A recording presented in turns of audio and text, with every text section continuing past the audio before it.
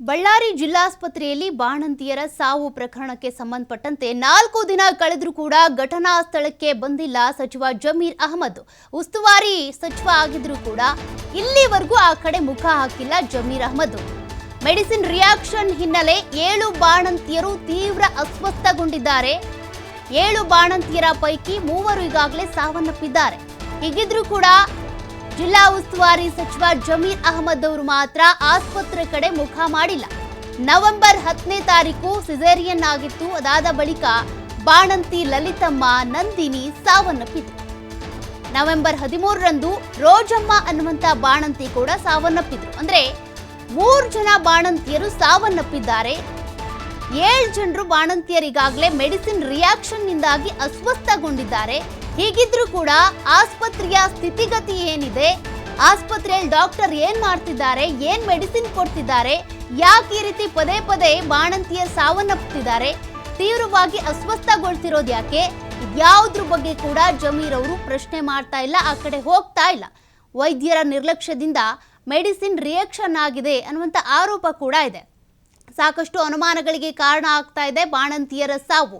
ಯಾಕೆ ಈ ರೀತಿ ಆಗ್ತಾ ಇದೆ, ಮೆಡಿಸಿನ್ಸ್ ಯಾಕೆ ಸರಿಯಾಗಿ ಪೂರೈಕೆ ಮಾಡ್ತಾ ಇಲ್ಲ, ಯಾವ ಮೆಡಿಸಿನ್ ಕೊಡ್ತಾ ಇರೋದ್ರಿಂದ ಈ ರೀತಿ ಬಾಣಂತಿಯರು ಅಸ್ವಸ್ಥರಾಗ್ತಿದ್ದಾರೆ, ಸಾವನ್ನಪ್ತಾ ಇದ್ದಾರೆ, ಇದ್ಯಾವುದ್ರ ಬಗ್ಗೆ ಕೂಡ ಸರಿಯಾದ ಮಾಹಿತಿ ಸಿಗ್ತಾ ಇಲ್ಲ. ಅಲ್ಲಿ ಹೋಗಿ ವಿಚಾರಿಸಬೇಕು ಅಂದ್ರೂ ಕೂಡ ಯಾವ ಜನಪ್ರತಿನಿಧಿಗಳು ಹೋಗ್ತಾ ಇಲ್ಲ. ಪ್ರಮುಖವಾಗಿ ಜಿಲ್ಲಾ ಉಸ್ತುವಾರಿ ಆಗಿರುವಂತ ಜಮೀರ್ ಅಹಮದ್ ಅವರು ಕೂಡ ಆ ಕಡೆ ಮುಖ ಹಾಕ್ತಾ ಇಲ್ಲ. ಇನ್ನು 4 ಬಾಣಂತಿಯರಿಗೆ ವಿಮ್ಸ್ನಲ್ಲಿ ಚಿಕಿತ್ಸೆ ಹಾಗೆ ಮುಂದುವರೆದಿದೆ. ಜಿಲ್ಲಾ ಉಸ್ತುವಾರಿ ಸಚಿವ ಜಮೀರ್ ಅಹಮದ್ ಅವರ ವಿರುದ್ಧ ಈಗಾಗಲೇ ರೋಗಿಗಳು ಅಥವಾ ಬಾಣಂತಿಯರ ಪರವಾಗಿರುವಂಥ ಕುಟುಂಬಸ್ಥರೇನಿದ್ದಾರೆ ಅವರು ತಮ್ಮ ಆಕ್ರೋಶವನ್ನು ಹೊರ ಹಾಕ್ತಾ ಇದ್ದಾರೆ. ಬಳ್ಳಾರಿ ಜಿಲ್ಲೆಯ ಉಸ್ತುವಾರಿ ಆಗಿದ್ರು ಕೂಡ ಆ ಜಿಲ್ಲೆಯ ಆಸ್ಪತ್ರೆಯಲ್ಲಿ ಏನು ನಡೀತಾ ಇದೆ, ಯಾಕೆ ಈ ರೀತಿ ಸಾವುಗಳು ರಿಪೀಟ್ ಆಗ್ತಾ ಇದೆ, ಬಾಣಂತಿಯರು ಈ ರೀತಿ ಅಸ್ವಸ್ಥರಾಗೋದಕ್ಕೆ ಏನು ಕಾರಣ, ಆಸ್ಪತ್ರೆಯಲ್ಲಿ ಏನು ಫೆಸಿಲಿಟಿ ಇದೆ, ಏನು ಫೆಸಿಲಿಟಿ ಇಲ್ಲ, ಬಾಣಂತಿಯರು ಈಗಲೂ ಕೂಡ ಅಲ್ಲಿ ಚಿಕಿತ್ಸೆಯನ್ನು ಪಡ್ಕೊಳ್ತಾ ಇದ್ದಾರೆ. ಆದರೆ ಬಾಣಂತಿಯರ ಗೋಳನ್ನು ಕೇಳೋದಕ್ಕೆ ಅಲ್ಲಿನ ಜನಪ್ರತಿನಿಧಿಗಳಾಗಲಿ, ಜಿಲ್ಲಾ ಉಸ್ತುವಾರಿ ಸಚಿವರಾಗಿರುವಂಥ ಜಮೀರ್ ಅಹಮದ್ ಆಗಲಿ ಅಲ್ಲಿಗೆ ಮುಖ ಮಾಡ್ತಾ ಇಲ್ಲ, ಜನರ ಸಮಸ್ಯೆಯನ್ನು ಕೇಳ್ತಾ ಇಲ್ಲ.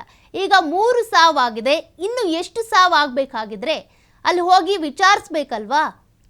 ಆಸ್ಪತ್ರೆಯಲ್ಲಿ ಏನಿದೆ ಏನಿಲ್ಲ, ಯಾಕೆ ಈ ರೀತಿ ಮೆಡಿಸಿನ್ ರಿಯಾಕ್ಷನ್ ಆಗ್ತಾ ಇದೆ, ಮೆಡಿಸಿನ್ ರಿಯಾಕ್ಷನ್ ಆಗೋದಕ್ಕೆ ಅಲ್ಲಿ ಡಾಕ್ಟರ್ ಕೊಡ್ತಾ ಇರುವಂಥ ಚಿಕಿತ್ಸೆ ಆದರೂ ಏನು, ಯಾಕೆ ಬಾಣಂತಿಯರು ಸಾವನ್ನಪ್ತಾ ಇದ್ದಾರೆ, ಇದ್ಯಾವುದು ಕೂಡ ಸಚಿವರಿಗೆ ಬೇಡವಾ? ಹಾಗಾದರೆ ಬಾಣಂತಿಯರು ಇದೇ ರೀತಿಯಾಗಿ ತಮ್ಮ ಪ್ರಾಣವನ್ನು ಕಳೆದುಕೊಳ್ತಾ ಇದ್ರೆ ಅದ್ರ ಬಗ್ಗೆ ಗಮನ ಹರಿಸೋದಾದ್ರೂ ಯಾರು? ಬರೀ ರಾಜಕಾರಣ, ಬರೀ ಎಲೆಕ್ಷನ್, ಸೋಲು ಗೆಲುವು, ಆ ಹೇಳಿಕೆ ಈ ಹೇಳಿಕೆ ಇದಿಷ್ಟನ್ನೇ ಮಾಡ್ಕೊಂಡಿದ್ರೆ ಸಾಕ? ಜನಸೇವೆ ಮಾಡ್ತೀವಿ, ಜನರಿಗೋಸ್ಕರ ಬದುಕ್ತೀವಿ, ಪ್ರಜಾಪ್ರಭುತ್ವ, ಪ್ರಜೆಗಳಿಂದ ಪ್ರಜೆಗಳಿಗಾಗಿ ಪ್ರಜೆಗಳಿಗೋಸ್ಕರ ಅಂತ ರಾಜಕಾರಣಿಗಳು ಅಧಿಕಾರವನ್ನು ಪಡ್ಕೊಳ್ತಾರೆ.